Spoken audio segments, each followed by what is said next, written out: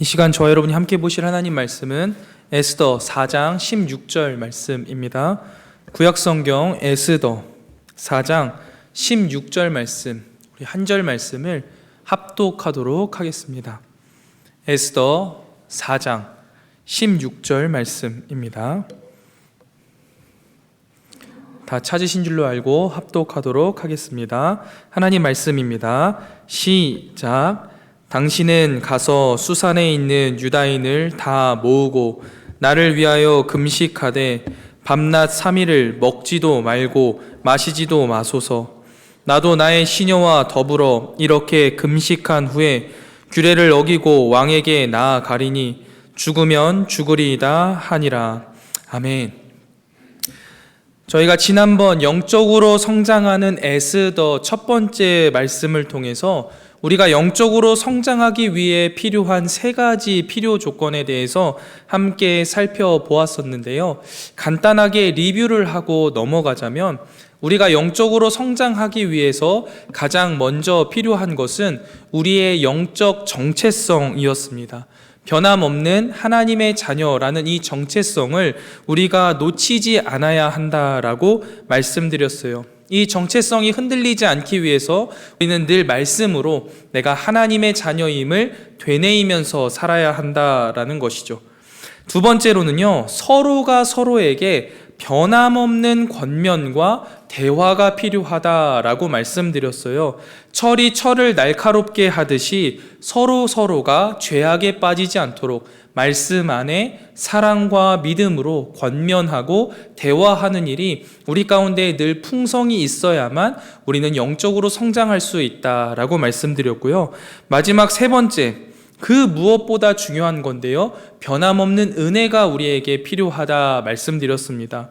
우리가 어떠하든지 우리의 삶이 어떠하든지 관계없이 하나님께서 여전히 변함없이 부어주시는 이 은혜가 있기 때문에 우리는 영적으로 성장할 수 있다라고 말씀드렸어요. 자, 그렇다면 이 말씀을 나누고 나서 한 달 정도 지났는데요. 우리의 영적인 상태는 얼마나 많이 성장했을까요?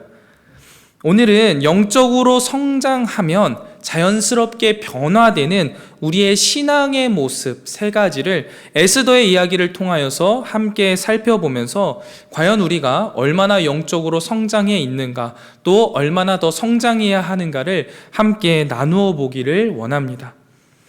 우리가 영적으로 성장하면 변화되는 우리의 신앙의 모습, 바로 첫 번째는요, 수동적인 신앙에서 능동적인 신앙으로 변화한다라는 것이에요. 에스더의 삶을 보면요, 영적인 성장의 전과 후가 뚜렷한 대비를 이루는 모습이 무엇이냐면 바로 이 수동적인 신앙에서 능동적인 신앙으로 변화되는 것입니다. 영적인 성장을 이루기 전에 에스더는요, 매우 수동적인 인물이었고 수동적인 신앙을 가지고 있었습니다. 에스더 2장 7절부터 8절 말씀이 이 에스더서에서 에스더가 처음 등장하는 부분인데요. 2장 7절부터 8절을 보면 이렇게 기록되어 있습니다. 그의 삼촌의 딸 하닷사 곧 에스더는 부모가 없었으나 용모가 곱고 아리따운 처녀라. 그의 부모가 죽은 후에 모르드게가 자기 딸같이 양육하더라. 왕의 조서와 명령이 반포되매 처녀들이 도성 수산에 많이 모여 헤게의 수하에 나아갈 때에 에스더도 왕궁으로 이끌려 가서 궁녀를 주관하는 헤게의 수하에 속하니. 아멘. 그가 처음 본문에 기록된 게 7절인데요. 그가 부모가 없었으나 용모가 아립다운 처녀였고 그의 사촌 모르드게가 딸처럼 양육했다라고 나옵니다. 그리고 바로 뒤이어서 왕의 조서가 반포되어서 왕후 후보를 뽑는 자리에 이끌려가게 됩니다.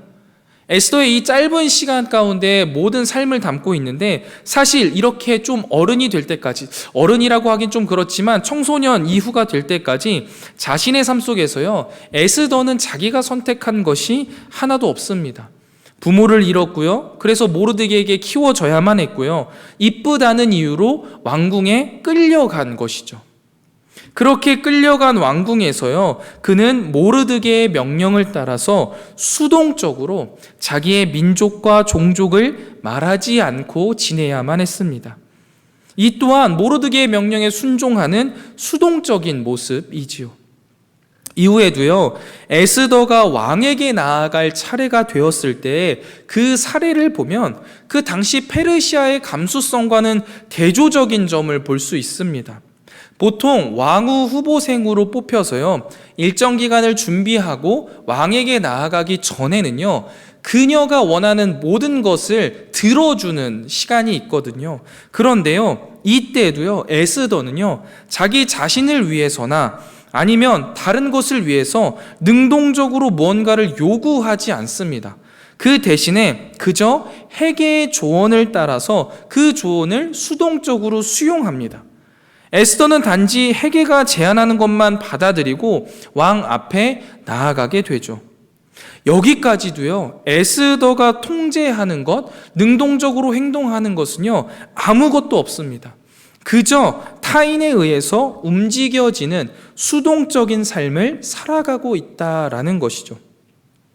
이렇게 왕후가 되고 나서도요, 2장 20절에서 다시 한 번 더 에스더는 모르드게가 명령한 대로 그 종족과 민족을 말하지 아니하니 그가 모르드게의 명령을 양육받을 때와 같이 따름이더라 라고 성경은 기록하면서 그녀의 순종적인 모습을 드러냄과 동시에 여전히 수동적인 모습을 갖고 있음을 보여주고 있어요. 그리고 에스더서에서요, 가장 갈등이 고조되는 하만의 계략으로 인하여서 모든 유다인들이 죽음에 처하게 되는 위기에 처할 때요, 에스더는요, 그곳 가운데에서도 수동적인 태도를 가지고 있습니다. 4장에서요, 유다인들을 적대시하는 왕의 조서가 내려오자 모르드게는 자기의 옷을 찢고 굵은 베옷을 입고 재를 뒤집어 쓰고 성중에 나가서요, 대성통곡을 합니다. 그런데 이 사실을요, 모르고 있다가 에스더는 자신의 시녀와 내시가 이 사실을 알려주어서 깨닫게 돼요. 그리고 그녀는 그제서야 모르드게에게 지금 현재 상황에 대해서 전달받게 됩니다. 그리고 나서 다시 한번 모르드게의 명령을 받게 돼요. 그게 4장 8절 말씀입니다. 우리 4장 8절 말씀 함께 읽어보도록 하겠습니다. 에스더 4장 8절입니다. 함께 읽겠습니다. 시작. 또 유다인을 진멸하라고 수산궁에서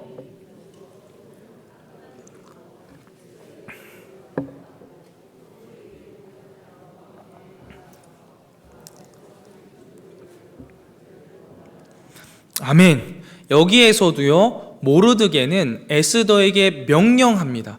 그리고 에스더는요, 그 이야기를 들어요. 그냥 수동적인 거죠.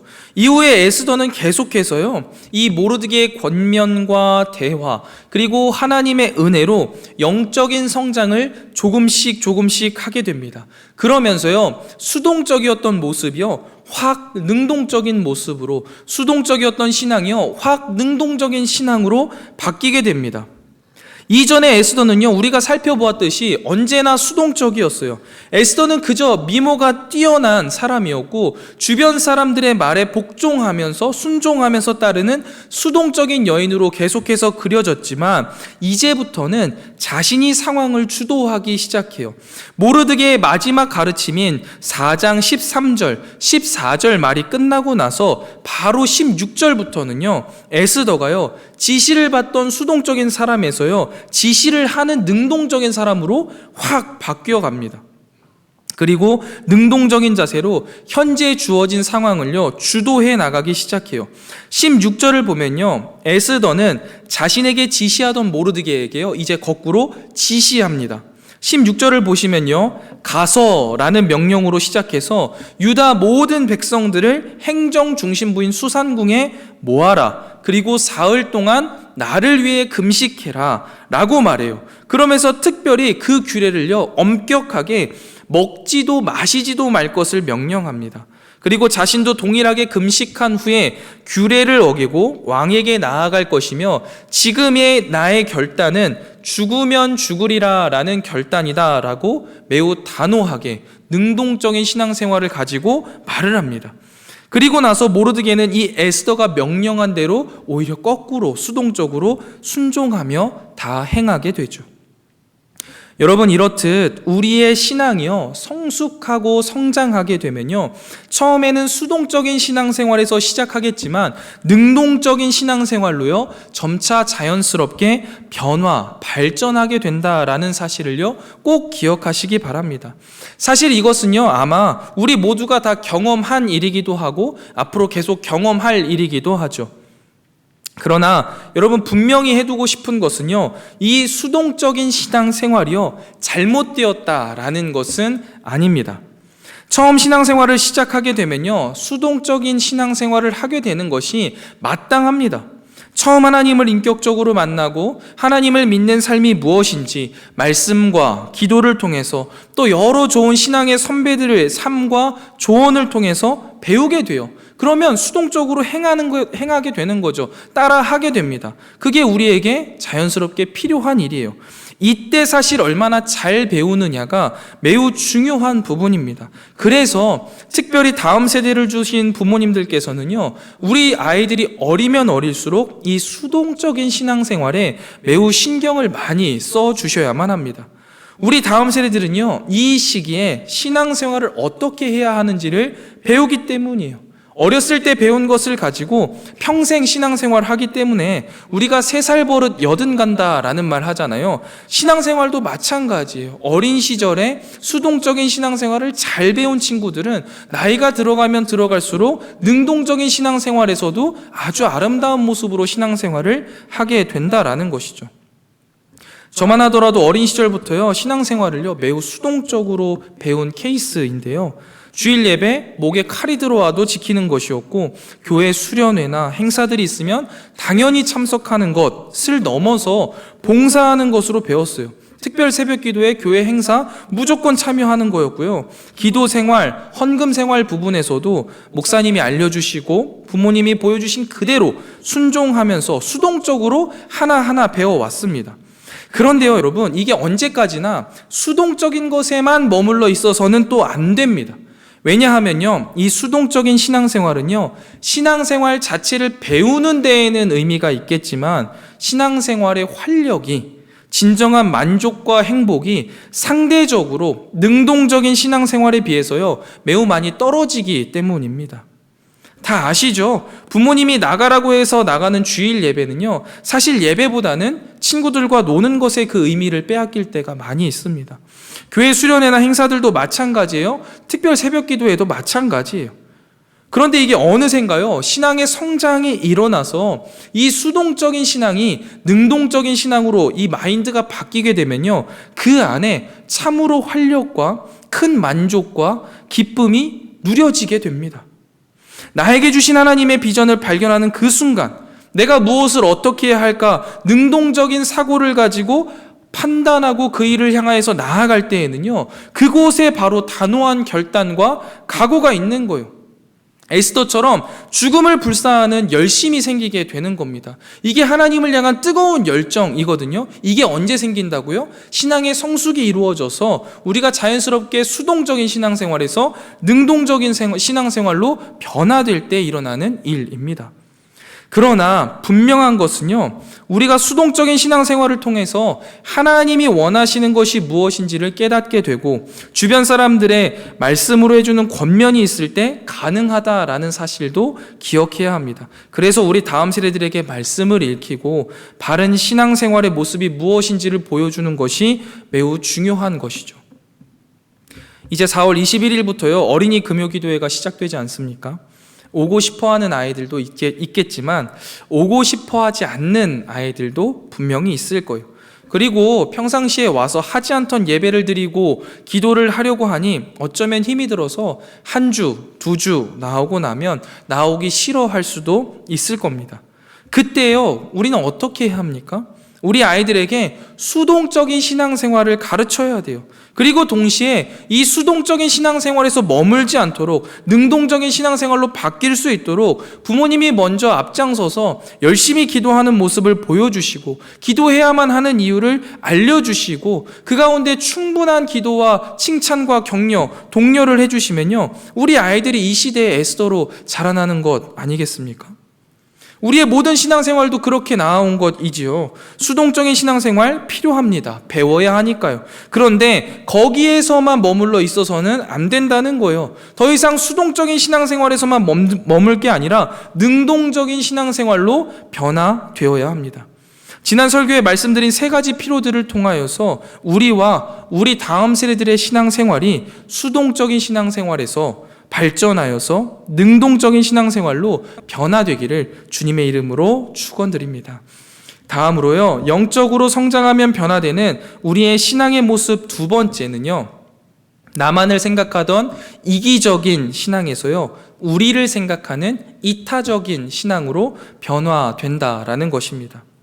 계속해서 에스더서의 이야기를 조금 더 살펴보면 하만의 악행으로 모든 유다 백성들이 죽게 될 위기에 처했을 때 모르드게는 유다 민족의 그 고통과 또 멸망당할 것을 슬퍼하며 부르짖습니다. 이후 이 상황을 알게 된 에스더의 첫 번째 반응을 보면요, 에스더 4장 4절에 등장하는데요, 함께 읽어보도록 하겠습니다. 에스더 4장 4절 말씀입니다. 함께 읽겠습니다. 시작. 에스더의 시녀와 내시가 나와 전하니 왕후가 매우 근심하여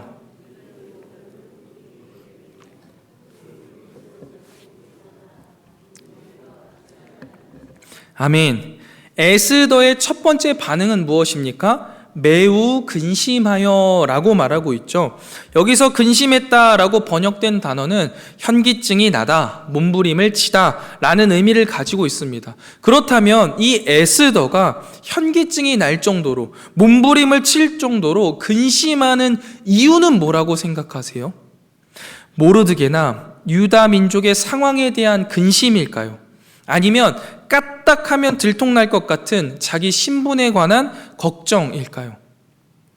사실 본문은요, 모호하게 이야기하고 있습니다. 그런데 정황을 보면요, 에스더가 모르드게에게 의복을 보내어서요, 굵은 베옷을 벗기고자 했다라고 말하고 있어요. 그것을 볼 때 모르드게가 하고 있는 행위가 그녀에게 근심을 주었다라는 것을 볼 수 있겠죠. 그렇다면 이것은 모르드게나 유다 민족의 상황 그 자체에 대한 근심은 아니라는 거예요. 모르드게가 베옷을 입고 성중 앞에서 슬피 울므로 말미암아 혹시나 다른 어려움을 겪게 되거나 아니면 이 모르드게의 어려움과 상황으로 인하여서 내 신분이 드러날 수도 있지 않을까라는 그 생각에 그녀는 근심했다라는 것으로 보여집니다. 즉, 지금 에스더는요, 모르드게나 아니면 유다민족 그 전체의 슬픔에는요, 전혀 관심이 있지 않습니다. 자신의 시각에서 자신의 방식으로 이 문제, 보여지는 문제, 자신에게 문제가 될 수 있는 이 문제만 해결하려고 하는 것이죠.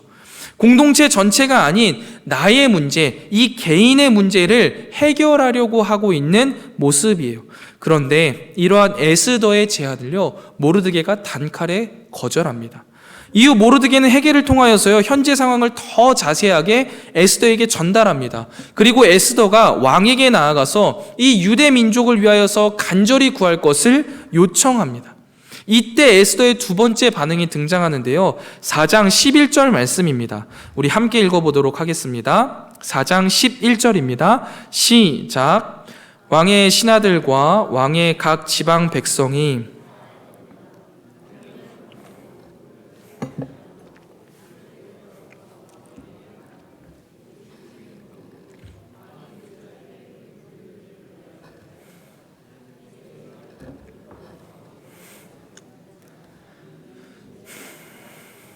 아멘.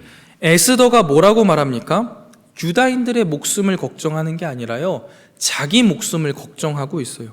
여전히 이기적인 신앙에 머물러 있는 거예요. 물론 에스더의 상황이요, 결코 쉽지는 않습니다. 자신을 향한 왕의 마음이 확실하지 않은 채 왕에게 나아가는 것은요, 너무나 위험했기 때문이죠. 그리고 이 사실을요, 모르드게도 알고요, 누구나가 다 아는 사실이에요. 그럼에도 불구하고요, 모르드게는 이 유다 공동체를 생각하는 마음으로 이타적인 신앙생활을 할 것을 에스더에게 간청했지만, 에스더는요, 이곳에서도 실제로는 자신의 목숨을 걱정하고 있는 것입니다. 에스더의 이러한 마음이 담겨있는 거절 메시지가요, 모르드게에게 전달되었어요. 실망할 법도 하고 포기할 법도 하지만 모르드게는요, 대화와 권면을 멈추지 않았습니다.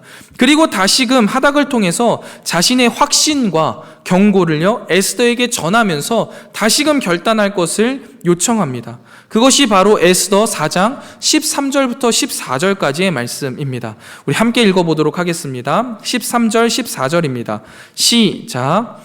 모르드게가 그를 시켜 에스더에게 회답하되 너는 왕궁에 있으니 모든 유다인 중에 홀로 목숨을 건지리라 생각하지 말라. 이때에 내가 만일 잠잠하여 말이 없으면 유다인은 다른 데로 말미암아 노임과 구원을 얻으려니와 너와 내 아버지의 집은 멸망하리라. 내가 왕후의 자리를 얻은 것이 이때를 위함이 아닌지 누가 알겠느냐 하니. 아멘. 모르드게의 이 믿음의 권면이요, 에스더의 신앙을요, 이기적인 신앙에서 이타적인 신앙으로 성장시키고 변화시킵니다. 그리고 나서 에스더는요, 더 이상 이기적인 신앙에서 머물지 않습니다. 이타적인 신앙으로 나아갑니다. 타인을 위하여서 자신의 목숨을 내어놓을 뿐만 아니라 너와 내가 또한 우리가 함께 이 문제를 해결하자라고 말해요. 우리를 생각하는 거죠. 그것이 아까 우리가 살펴본 에스더가 능동적으로 변하는 그 시점의 명령입니다. 다시 한번 16절 말씀 우리 같이 읽어보도록 하겠습니다. 시작.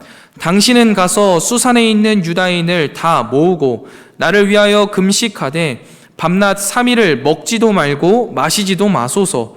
나도 나의 시녀와 더불어 이렇게 금식한 후에 규례를 어기고 왕에게 나아가리니 죽으면 죽으리이다 하니라.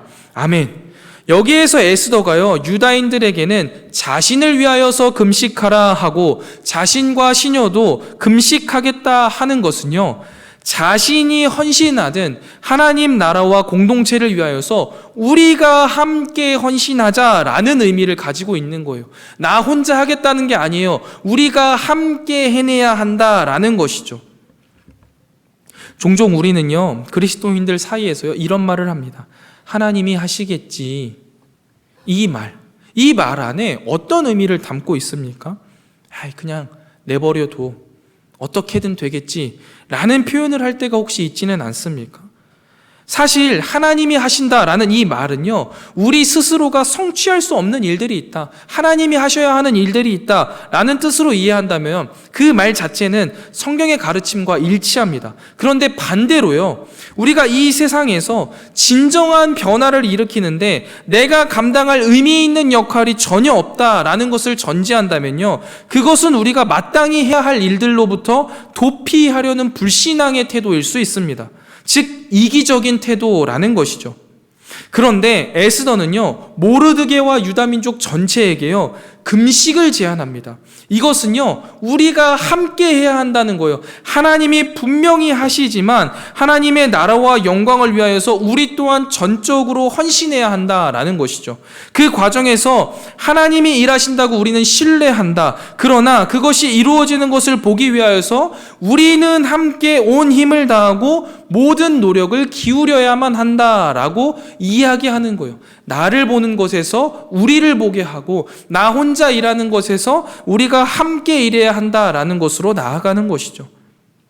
바울은요, 골로새서 1장 29절에서 이것을 이렇게 표현합니다. 이를 위하여 나도 내 속에서 능력으로 역사하시는 이의 역사를 따라 힘에 다하여 수고하노라 라고 말해요. 분명히 하나님이 능력으로 역사하시지만 나 또한 힘을 다하여 수고한다 라고 말하죠. 이처럼 에스더는요, 이기적인 신앙생활에서 이타적인 신앙생활로, 나만을 생각하던 모습에서 우리를 생각하는 모습으로의 변화가 생겨났습니다. 사랑하는 성문교회 성도 여러분, 우리의 신앙의 모습을 한번 되돌아보길 원합니다. 과연 우리는 이기적인 신앙생활을 하고 있습니까? 아니면 이타적인 신앙생활을 하고 있습니까? 이기적인 신앙의 모습은요, 사랑과 베품도, 희생과 헌신도, 나눔과 보살핌도 없는 모습입니다. 이기적인 신앙의 모습 속에는요, 겸손함도 없습니다. 하나님의 의의 열매도 없고요, 순종도 없는 모습입니다. 그러기에 이기적인 신앙의 모습은요, 본이 되지 않을 뿐만 아니라 버려야 할 신앙의 모습 가운데 한 가지입니다. 아까 수동적인 신앙생활은요, 우리가 능동적인 신앙생활로 발전하기 위한 초석이 될 수 있지만요, 이기적인 신앙생활은요, 우리가 결코 가져서는 안 되고 버려야만 하는 것이다 라는 것이죠.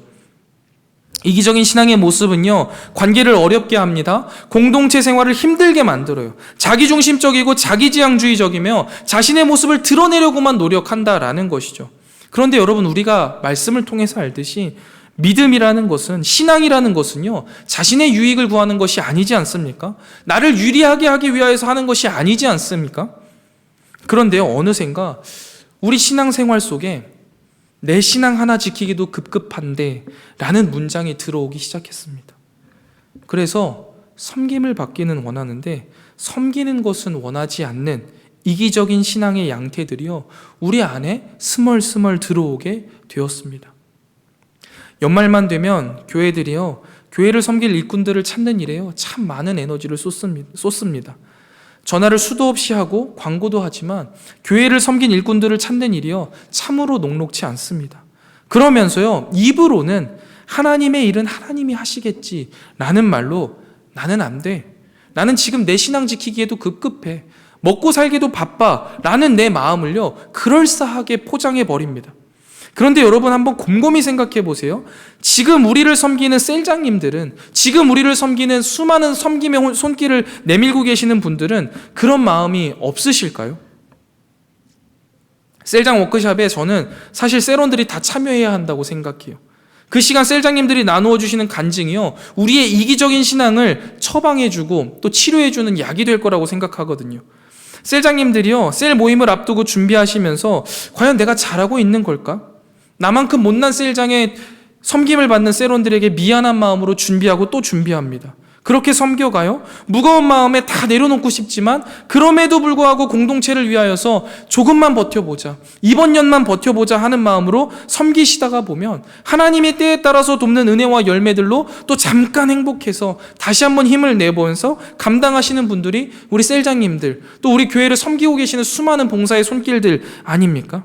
그런데 아이러니하게도요, 여러분, 이런 셀장님들, 교회에 사역하시는 분들이요, 꼭 하실 때 그 셀장만 하고 봉사만 하는 게 아니에요. 도대체 이런 분들은 적게는 2개, 많게는 5-6개도 하고 계세요. 도대체 왜 이런 현상이 한국교회 안에서 자꾸만 나타나는 겁니까? 나만 아는 이기적인 신앙생활에서요, 우리가 벗어나지 못해서 그렇습니다. 이것은 우리 모두가 각성하고 회개하고 도전받아야만 해결될 수 있는 문제예요. 만약 이 자리에 계신 여러분들 중에서요, 공동체를 위해 헌신하는 것이 내가 하나도 없다 한다면 여러분, 부족한 종의 말로 듣지 마시고 모르드게가 에스더에게 하는 간절한 권면으로 들으시고 결단하시기 바랍니다. 최소한 공동체를 위하여서 하나라도 섬기는 것이 있는 게 공동체에게도 유익이지만요, 나의 신앙에도 유익입니다. 그리고 그게 마땅한 일이라는 거예요. 여러분, 한번 잘 생각해 보세요. 만약 에스더가 이기적인 신앙생활에 끝까지 머물러 있었다라고 한다면, 모르드게의 이 간절한 권면을 외면했다라고 한다면요, 에스더가 이 놀라운 하나님의 은혜를 경험할 수 있었겠습니까? 없었을 겁니다. 그러나 반대로 저는 에스더가요, 이기적인 신앙생활에 머물렀다 할지라도요, 유다 민족에게는요, 하나님의 놀라운 은혜가 분명히 있을 거라고 확신합니다. 그리고 물론 하나님께 선택을 받은 에스더가요, 이기적인 신앙에 머물렀다고 해서 지옥 백성이 된다라는 이야기는 또 아닙니다. 그러나 분명한 것은요, 이기적인 신앙의 모습에서는요, 은혜의 모습을 만나기가 어렵고요, 찾아보기가 힘들다는 거예요. 하나님을 사랑하며 공동체를 사랑하는 이타적인 믿음의 모습은요, 나눔과 베품, 낮아짐과 아름다움, 섬김, 사람과 헌신이에요. 우리의 마음속에 있는 이기적인 신앙의 모습을 버리고요, 우리가 이타적인 신앙의 모습으로 하나님을 예배하고 믿음 안에서 헌신할 때요, 우리는 주님의 은혜를 비로소 그곳에서 받아 누릴 수 있다라는 것이죠. 저는 이 시간 이곳에 계신 우리 귀한 성도 여러분들이요, 이 은혜를 받아 누리게 되시기를 주님의 이름으로 축원드립니다. 이것은요, 이타적인 신앙생활을 할 때 가능한 것입니다. 마지막으로요, 영적으로 성장하면 변화되는 우리의 신앙의 모습 세 번째는요, 나를 바라보던 자기중심적인 신앙에서요, 하나님을 바라보는 하나님 중심 신앙으로 변화된다라는 것입니다. 에스더서의 꽃이라고 불릴 수 있는 4장 16절의 마지막 말씀인 죽으면 죽으리이다 라는 이 에스더의 고백은요, 무엇이든지 될 대로 되라 라는 단순한 운명론을 표현한 것이 아니라는 말입니다. 이 말은요, 에스더가 자신의 목숨을 하나님의 섭리의 손길에 내맡긴다라는 고백이고요, 하나님의 신실함에 자신의 삶을 신실하게 내어드린다라는 자신의 고백입니다. 왜 이렇게 해석할 수 있느냐면요, 여전히 에스더는 자기가 자기 백성을 위하여서 순교하는 결과가 벌어질 수도 있다라고 생각하고 있음을 우리가 알 수 있기 때문이에요. 지금 에스더가 이렇게 고백하는 이 시점에서요, 에스더는 자신의 계획이 성공할지 아니면 실패할지에 대해서요, 전혀 알지를 못합니다. 그러나 그녀는 이전에는 자기 자신과 자신의 상황을 바라보며 지금은 할 수 없어, 불가능해 라고 말했던 자기 중심적인 신앙에서 현재 여전히 나는 할 수 없고 지금의 상황에서 여전히 불가능해 보일지라도 하나님이 하시면 하실 수 있다, 이것이 하나님의 뜻이기에 분명히 이루어질 것이다 라는 하나님 중심적인 신앙으로 그의 신앙이 발전됨으로써 하나님의 뜻에 자신의 삶을, 자신의 목숨을 신실하게 내어드리는 결정을 내리고 담대히 실행에 옮길 수 있었던 것입니다. 에스더가요, 아무런 보장도 없이 이러한 결정을 내려야 했던 것처럼요, 우리가 살아가다 보면 우리의 올바른 헌신 그 자체는요, 이 사건과 관련된 모든 사람에게 좋은 결과를 보장해 주지 않는 그 어떤 미지의 세계로 우리를 데려간다라는 사실을요, 우리는 기억하고 있어야 합니다. 헌신이요, 꼭 우리에게 좋은 결과를 보장하지는 않는다는 거예요. 그렇지만 이 헌신이 에스더와 모르드게가 궁극적으로 원하는, 그리고 하나님이 궁극적으로 이루어 가실 그 하나님의 역사는 이루어질 것이라는 것은 또 우리가 확신할 수 있다라는 것이죠. 왜냐하면 하나님은 자기 뜻대로 부르심을 받은 자기 백성이 모든 뜻이 합력하여서 선을 이루도록, 좋은 결말을 이루도록 이끌어 가시겠다라고 약속하셨기 때문이에요. 그러나 분명히 우리가 여기에서 알아야 할 것은 이러한 헌신을 통하여서 우리 각 사람이 우리가 원하는 것을 우리가 원하는 때에 받는다라는 게 아니라는 거예요. 우리가 하나님의 백성과 그분의 뜻을 위하여서 헌신할 때 우리에게 고통과 상실을 당하지 않는다라는 것이 보장되지는 않는다라는 것을 말씀드리고 싶은 거예요.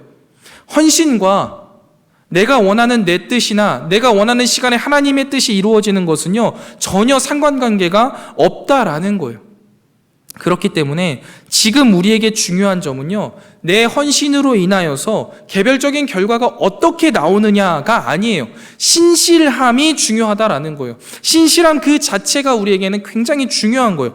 내가 지금 헌신한다고 해서 지금 눈앞에 당장 하나님의 나라가 이루어지는 것이 아니라는 거예요. 아닐 수 있다라는 거예요. 그러나 하나님께서는 신실하셔서 하나님 나라를 그분이 이루어 가실 것이기에 우리는 그 하나님의 신실함에 우리의 신실함을 더하여서 헌신하는 것만으로도 우리의 삶의 목적을 이루는 것이다 라는 것을 말씀드리고 싶은 거예요. 이게 자기중심적인 신앙에서요, 하나님 중심적인 시각을 갖고 살아가는 사람들의 변화라는 것이죠. 우리는 우리가 시도하고 계획하는 목표들을 우리의 시간과 때에 맞추어서 하나님께서 성취하시도록 일하시기를 강요할 수 없어요. 하지만 사실상 우리는 하나님이 당신의 목적들을 성취하기 위하여서 부단히도 일하고 계시며 또한 그 일에 우리를 끊임없이 초대하고 부르신다라는 사실을 우리는 잘 알고 있죠. 그렇기 때문에 우리는 보이는 나와 내 삶의 문제들을 바라보는 자기중심적인 신앙이 아니라 보이지 않지만 신실하신 하나님의 섭리에 우리 자신을 신실하게 내어드리고 보이지 않는 하나님을 마치 눈에 보이는 것처럼 바라보며 살아가야 한다라는 거예요. 여러분, 요셉 이야기 다니엘과 친구들의 이야기를 통해서 볼 수 있듯이, 또 에스더의 고백을 통해서 알 수 있듯이 당장 현실의 결과가 아닙니다. 우리에게 중요한 것은 당장 현실의 결과가 아니라 신실한 하나님을 바라보며 하나님 중심적인 사고로 내 삶을 내어드린 후에 먼 훗날 미래가 되어서 과거를 되돌아보고 나서야 하나님이 이렇게 역사하셨구나, 하나님이 우리에게 이러한 은혜를 베푸셨구나, 그때야 우리는 비로소 이해할 수 있다라는 것이죠. 그래서 우리는 에스더의 모습을 통해서 자신을 바라보던 자기 중심적 신앙에서 나아가 자기 백성의 신앙을 위해 모든 위험을 무릅쓰는 하나님을 바라보는 하나님 중심적 신앙으로 우리가 발전해야 함, 변화돼야 함을 배울 수 있습니다.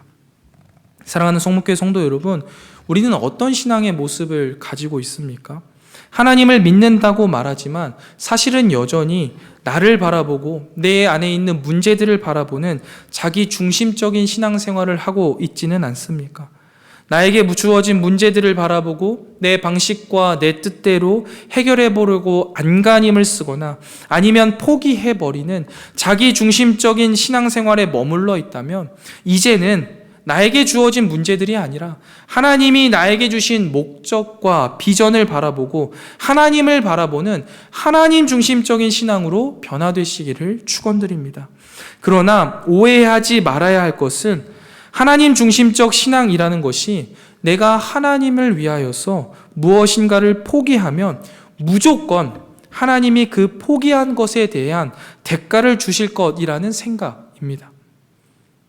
에스더는 자신의 목숨을 걸면 하나님이 자신의 목숨에 대한 대가로 무엇인가를 이루어 주실 것을 믿었던 것이 아니라는 거예요. 에스더는요, 유대 백성을 위기에서 구원하는 것이 하나님의 뜻이라고 확신했고, 그 뜻을 하나님이 신실하게 이루어 가실 것이며 그 뜻이 이루어지기 위하여서 신실하게 자신의 목숨을 내어드리는 것이 자기의 역할이라는 믿음을 가지고 있었던 것입니다. 이것이 바로 우리가 가져야 할 하나님 중심적인 사고라는 것이죠. 특별히 이러한 신앙을요, 우리 다음 세대들이 꼭 가지고 있어야 합니다. 이 세상은 끊임없이 자기중심적인 사고를 주입시켜요. 이 세상의 주인이 나 자신이라고 말한단 말이죠. 나를 위하여서 이 세상이 존재한다라고 말해요. 그런 가치관을 주입받고 자라난 사람들이요, 지독하게 이기적이고 탐욕스러운 모습으로 이 사회를 망가뜨리고 있는 것이죠. 그러나 성경은 뭐라고 말합니까? 우리는 하나님의 영광을 위하여서 존재하는 사람들이라고 말해요. 하나님께서 하나님 나라를 신실하게 회복시켜 가시는 그 과정 속에 초대를 받은 것이 우리의 존재의 목적이라는 사실을 성경은 끊임없이 우리에게 알려주고 있거든요. 그래서 이 나의 작은 삶을 통하여서 어떻게 하면 하나님의 나라를 이루어갈 수 있을까? 어떻게 하면 이 땅 가운데 하나님의 통치를 회복할 수 있을까를 다음 세대들이 고민하고 우리가 고민해야 하는데, 우리는 단순히 좋은 대학 가고 좋은 직장 가서 돈 많이 버는 방법을 고민하고 있다라는 것이죠. 이것은 자기중심적인 신앙을 갖고 있는 사람의 모습이에요. 분명히 하나님은요, 하나님의 백성들을 통해 당신의 일을 이루시기를 원하는데, 우리는 자기중심적인 신앙생활을 가지고 나를 위한 놀라운 일들을 하나님이 해주십시오라고 요청하고 있지는 않습니까? 아니면 나를 위해서 일해주시지 않는 하나님을 없다라고 말하면서 하나님을 외면하면서 살아가고 있지는 않습니까? 저도 개인적으로요, 이 하나님 중심적인 사고를 정확하게 이해한 것이요, 오래되지 않은 것 같아요. 초등학교 때부터요, 목회자가 되겠다, 선교사가 되겠다라고 꿈꿔왔는데요, 이것이요, 어디까지나 자기중심적인 사고였음을요, 참 나중에야 알았습니다. 내가 내 삶을 이렇게 어린 시절부터 헌신해서 드렸다면요, 하나님은 마치 저를 짐 엘리엇 선교사님처럼 사용해 주셔야만 한다고 생각했어요. 그리고 사용하실 거라고 생각했어요. 저는 준비가 되어 있다라고 생각했고, 언제든지 하나님이 보내시기만 하면 마치 잘 장전된 총알처럼 언제든지 뛰쳐나가서 하나님의 복음을 악한 영의 세력 한가운데 박아넣겠다라는 각오를 갖고 있었어요. 그런데요, 이것이 자기중심적인 사고였습니다.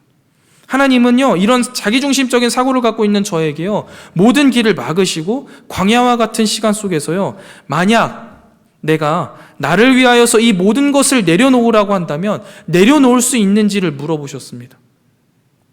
이 질문은 하나님이 이루어가는 하나님의 나라에 너의 포기가 필요하다면, 제 포기가 필요하다면 포기할 수 있겠냐라는 질문이었어요. 그리고 본질적으로 저 자신이 드러나지 않더라도 하나님의 뜻이 이루어지기 위하여서 그 모든 것을 포기할 신실함이 너에게 있느냐라는 질문이었죠.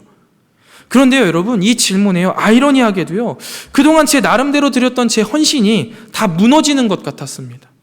그동안 준비했던 제 인생이 끝나버리는 것 같은 마음이 들었어요. 그래서 이 질문이 제 마음속에 들어왔을 때 오랜 시간 주님 앞에 아무런 대답도 하지 못하고요, 눈물만 흘려서 기도했던 시간들이 있었습니다. 여태까지 내가 얼마나 많이 준비해왔는데, 내가 얼마나 많이 당신께 헌신했는데 어떻게 나한테 이걸 포기하라고 말씀하실 수 있어요? 이러면서 눈물 흘려 기도했던 시간들이요, 한참이에요. 그렇게 수많은 시간들이 지나고요, 하나님은 저에게 마치 에스더의 고백과 같이 주님이 멈추라 하시면 여기에서 멈추겠습니다 라는 고백이 나올 수 있게 하셨습니다.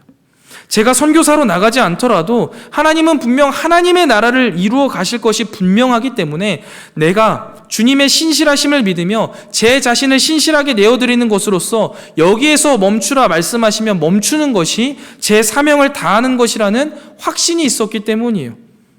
그러나 이후 하나님은요, 저를 성문교회로 부르시고 이렇게 선교사로 준비되게 하셨어요. 여러분, 이렇게 하나님 중심적인 신앙이요, 정돈되고 나니까요, 인생이 가볍게 느껴지더라고요. 될 대로 되라는 마인드로 살아가고 있다는 게 아니에요. 저는 제 삶을 하나님의 신실하심에 온전히 신실하게 내어 맡긴다라는 거예요. 그리고 하나님의 뜻과 하나님의 나라를 위하여서 무엇이든 할 각오가 되어 있다라는 고백이죠. 사랑하는 성목교회 성도 여러분, 우리가 모두 이와 같은 하나님 중심적인 신앙을 가지고 우리의 삶을 하나님의 신실함에 내어 맡기고 무엇이든 하나님의 나라와 영광을 위해서라면 내 목숨조차 내어놓을 수 있는 저와 여러분이 되시기를 주님의 이름으로 축원드립니다. 이것이 바로 하나님 중심적인 신앙생활을 하고 있는 사람들의 모습이에요. 말씀을 정리해 보겠습니다. 우리의 신앙이 성숙하게 되면요, 우리의 신앙의 양태도 변화됩니다. 발전해요. 다양한 변화가 있겠지만요, 오늘은 3가지 정도를 살펴보았는데요. 영적으로 성장하면 변화되는 우리의 신앙의 모습 첫 번째는요, 수동적인 신앙생활에서 능동적인 신앙생활로 변하게 된다라고 말씀드렸습니다. 수동적인 신앙생활에서만 머물러서는 안 됩니다. 능동적인 신앙생활로 나아가시기를 축복해요. 다음으로 영적으로 성장하면 변화되는 우리의 신앙의 모습 두 번째는요, 나만을 생각하는 이기적인 신앙에서요, 우리를 생각하는 이타적인 신앙으로 변화된다라는 거예요. 섬김을 받기보다 섬기려는 자세로 나를 생각하는 것에서 우리를 생각하는 것으로, 나 혼자 하는 것에서 우리가 함께하는 자세로 나아가시기를 축복하고요.